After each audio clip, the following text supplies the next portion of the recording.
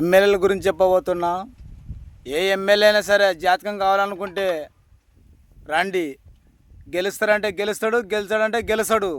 ఇది ఎందుకంటే ఇంత మొదలే చెల్లంగరామరెడ్డి గారికి నేను చెప్పాను, నువ్వు గెలుస్తావు రెడ్డి, 20,000 పైన మెజార్టీతో గెలుస్తావని చెప్పాను. 20,000 మెజార్టీతో పైన గెలిచాడు.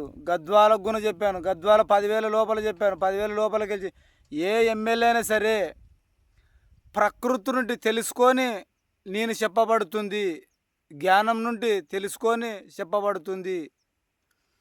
దాని కొరకే ఏ ఎమ్మెల్యే అయినా సరే తెలంగాణలో తెలంగాణలో ఏ ఎమ్మెల్యే అయినా సరే గెలుస్తావంటే గెలుస్తావు, లేదంటే లేదు.